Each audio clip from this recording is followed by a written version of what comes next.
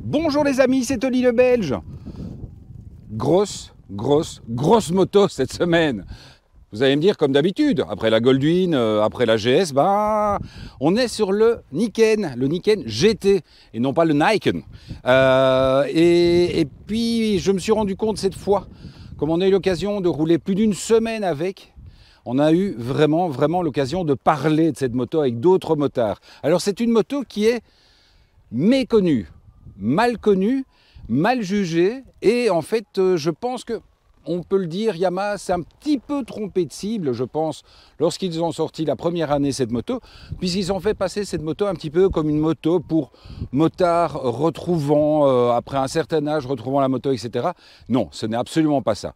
Le principal avantage de cette moto, c'est effectivement d'avoir 2 roues avant. Alors, on m'a dit 2 roues avant, mais du coup, ça va coûter 2 fois plus cher l'entretien, certes. Mais comme on me l'a fait remarquer dans l'autre sens, l'avantage des 2 roues avant, c'est qu'on risque moins de tomber, donc ça risque moins de casser des choses. Vous voyez le travail de la suspension qui est tout à fait incroyable. Il faut savoir que cette moto prend plus de 45 degrés d'angle, ce qui est, lorsqu'on a roulé en Kawa, où gentiment ils nous mettent le nombre de degrés d'angle sur le tableau de bord, on se rend compte que 45 degrés c'est assez énorme. Et c'est vrai que les angles pris avec cette moto sont incroyables. Et tout ça avec beaucoup de sérénité, puisqu'il y a ces 2 roues avant. Alors celle-ci, c'est la GT. Donc je trouve que c'est vraiment la déclinaison qu'il devait faire pour cette Niken, puisque effectivement c'est une moto qui invite au voyage. Au contraire elle n'invite pas du tout à aller en ville, ça c'est sûr, parce qu'il faut bien vous dire que la largeur hors tout, et je pense qu'on doit être au niveau d'une R1250 RT, avec le désavantage que les rétros se replient, mais vers l'avant. Ils ne se replient un petit peu vers l'arrière, mais la moto est super large. Donc pour évoluer en ville, c'est absolument pas pratique. C'est possible, mais c'est pas pratique. C'est un petit peu comme de nouveau comme une Goldwing. C'est possible, mais c'est pas super pratique. D'autant que celle-ci a évidemment pas mal de poids en hauteur, puisque évidemment le centre de gravité est grévé par cette suspension, par tout ce système incroyable. Mais évidemment, ça amène à un poids non suspendu qui est un petit peu déstabilisant au départ. Alors, vous allez me dire, regardons ce superbe tableau de bord, c'est le tableau de bord qu'on a retrouvé sur la dernière MT-09 et qu'on va certainement retrouver sur la MT-09 cette année, avec le traction control en deux niveaux, 3 modes de puissance, ça n'a pas tellement changé, et le fameux quick shifter. Alors quick shifter, de nouveau, le quick shifter à la manière Yamaha, c'est-à-dire c'est un quick shifter qui est utilisable normalement au-delà des 6000 tours, uniquement en montée, donc c'est un up. Donc moi ça ne me dérange pas, parce que là on retrouve en fait la vraie idée d'un quick shifter, c'est-à-dire que quand on roule à basse vitesse et à bas régime, on sert de l'embrayage, et quand on est vraiment en mode sport, eh bien là on passe les vitesses à la volée. Là évidemment, s'il y avait eu le down en même temps, ça aurait été sympa aussi, parce que finalement quand on a vraiment un quick shifter automatique, comme on l'a eu la semaine dernière sur la GS, eh bien, on s'en sert encore plus facilement pour descendre les rapports que pour les monter quand on est en ville par exemple. Ici, on peut faire que monter les rapports. Alors, je me balade avec une pièce, vous allez me dire c'est quoi cette pièce ? Eh bien, c'est l'autre partie du kit GT. Pourquoi ? Parce que, vous le voyez, vraiment, vous voyez que la moto est dégueulasse. Oui, je suis désolé les gars, il n'a pas arrêté de pleuvoir. On est vraiment dans la merde. Alors, on va prendre ces valises qui sont d'une capacité assez sympathique. Alors, ce sont des valises mi-souples. Donc, évidemment, ça a l'avantage et l'inconvénient. Vous savez que j'adore ça. Ce sont des valises qui sont très légères, mais à mon avis, qui ne doivent pas être hyper imperméable. Ça, il y a des choses. Vous le voyez, un truc super simple. Donc, franchement, la moto, lorsqu'on a le porte-valise, c'est pas laid, parce qu'il n'y a pas toute une tringlerie qui traîne. Et pour le mettre, c'est vraiment ultra rapide. C'est clic et clac. On rentre ça là-dedans. Hop, on le tourne, on le fixe et la valise est dessus. Et vous allez me dire, et lorsqu'on arrive, il y a même la petite serrure, et lorsqu'on arrive à l'hôtel Que fait-on? On va pas s'amuser à démonter tout le bazar. Ben non, parce qu'il y a moyen évidemment de ne prendre que les valises. Et là, à ce moment-là, effectivement, on garde le moche. Mais bon, voilà, on peut le démonter lorsqu'on ne se sert pas de ce système. Alors, autre chose où j'ai passé toute une partie de l'essai à être en concept Take My Breath Away, donc qui ne veut pas dire remets-moi du pain, mais c'est la musique de Top Gun, parce que vraiment le pare-brise de ces Niken me rappelle mon ancien temps. J'étais pilote de chasse dans mes rêves, et il y a vraiment ce côté arrondi qui est assez pratique, parce que lorsqu'on roule à plus de 100 km/h, les gouttes vraiment glissent sur ce pare-brise qui protège vraiment plutôt bien. Et évidemment, autre avantage, c'est vu la largeur de l'avant, c'est clairement une bécane qui protège vraiment et qui peut vraiment être une alliée pour partir faire de grands voyages. J'ai vraiment envie, dès que possible, pas cette année-ci, mais à mon avis l'année prochaine, je crois que je vais faire les yeux doux à Yamaha pour avoir une Niken pour partir en Suisse, parce que sur les petites routes suisses, ça doit être juste génial. Alors il y a la suspension arrière qu'on a eu un peu de mal tous à régler, parce qu'elle passe très vite d'une suspension qui pompe un peu à une suspension qui est plutôt dure. Il y a un réglage de suspension qui se trouve ici, juste là, mais on n'a pas tout à fait réussi à trouver le bon réglage. Il y a également, oui, il y a une seconde prise USB là-bas derrière, puisqu'il y en a une sur le tableau de bord, et une seconde prise allume-cigare et non pas USB. Je dis des bêtises, c'est une prise allume-cigare. Ce sont les deux, c'est-à-dire ça permet effectivement là-bas derrière de pouvoir illuminer faire des sorties électriques pour un top case, pour un gilet airbag ou un truc comme ça.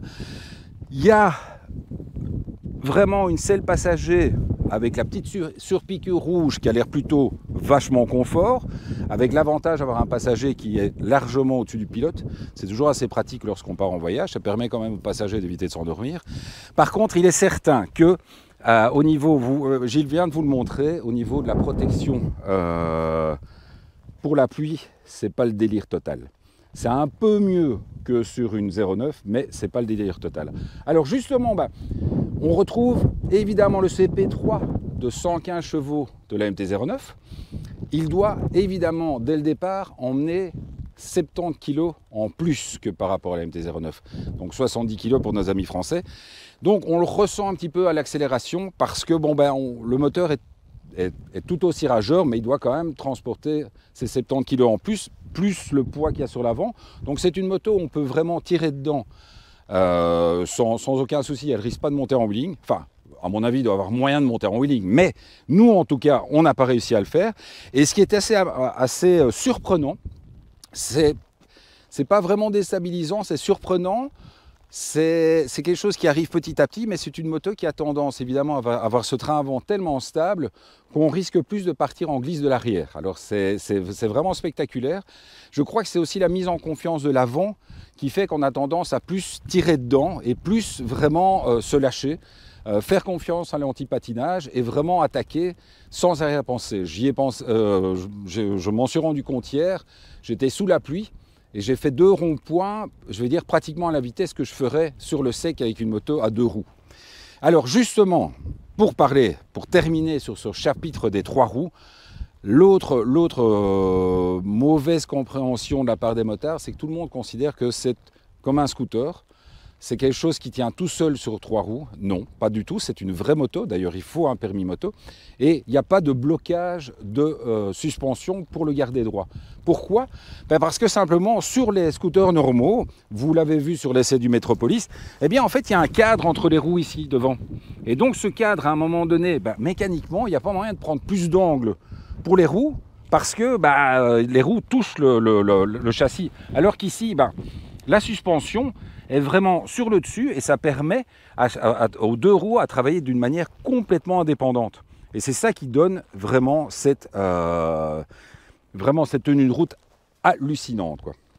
Donc, assez parlé, on va aller un peu rouler. Le soleil est là, le soleil nous accompagne. Vous allez retrouver ma petite route comme d'habitude du côté de Maransart. Vous savez que vous l'aimez, hein. Nous, on l'aime bien aussi. Gilles va embarquer tout le matos sur sa CBR et on est parti. A tout de suite, les amis. Ciao.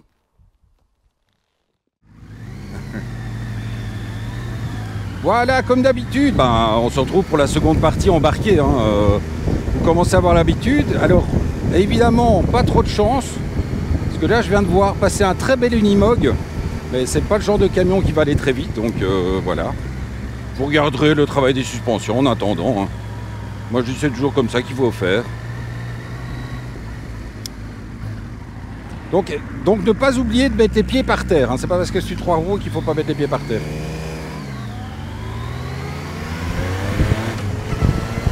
Alors, voilà, je vous enferme sous le truc. Donc, vous voyez, effectivement, Gilles me montre qu'il y a des gravés par terre et, mis à part que ça risque de claquer sur la bande à moto, je m'en fous. Parce que je roule en Niken. Et évidemment, la Niken, elle passe sans aucun souci dans les virages. Elle est très très à l'aise. Alors, il y a une chose quand même, c'est, ça je m'en suis rendu compte quand il pleut. Alors, c'est une chose qu'on n'y pense pas spécialement. Je me suis dit à un moment donné, mais je me dis, mais comment ça se fait que mes pieds sont aussi trempés? Il y a 2 roues avant. Donc les 2 roues avant, vous le voyez, elles sont juste au niveau de mes pieds. Donc bien entendu, quand vous roulez sous la pluie, vous avez vraiment les 2 pieds qui sont bien trempés. Ça fait partie des choses un peu désagréables. Vous le voyez, il y a du vent. J'espère que ça ne va pas être trop gênant pour la vidéo en elle-même. Vous voyez le travail des suspensions qui est juste fabuleux. C'est vraiment sans aucun souci que je reste collé à Gilles. Parce que cette moto est tellement stable, tellement agréable. Je vous dis, la seule chose, c'est que je pense que réellement, à l'heure actuelle, elle souffre d'un manque de connaissances et de reconnaissance. Bon, évidemment, Yamaha n'a pas spécialement envie de faire vraiment de grosses campagnes de sensibilisation pour cette bécane, puisque de toute façon, il n'y en a pas assez. Donc voilà, ils s'en foutent un petit peu. C'est amusant de savoir que cette moto était vraiment décriée par les journalistes du Tour de France. Je ne sais pas exactement pour quelle raison. Pas mal de gens sont souvent un petit peu contre les nouveautés. Donc peut-être qu'elle a payé ce nouveau concept qui est un petit peu trop, peut-être un peu trop avant-gardiste. Mais je sais en tout cas que beaucoup de motards qui ont acheté la Niken en sont vraiment ou tout à fait convaincus directement, donc ce qui doit représenter 80% des acheteurs, ou dégoûtés directement. C'est pour ça qu'on peut trouver des Niken avec très peu de kilomètres, parce que si on s'est trompé complètement de moto, c'est tout à fait raté. Allez, on va se retrouver bientôt pour la suite, parce qu'on va vraiment maintenant petit à petit s'orienter vers le week-end prochain avec cette énorme tas de superbes scooters, qu'est-ce que je raconte, roadster, qu'on va essayer. Là, on a la chance d'avoir la Z900, on a la chance d'avoir la Ducati Monstro. On a vraiment plein de chance. Comme d'habitude, nous sommes vraiment des gros gâtés. Allez, on se retrouve la semaine prochaine pour la suite des événements. Ciao les amis. Au revoir Gilles.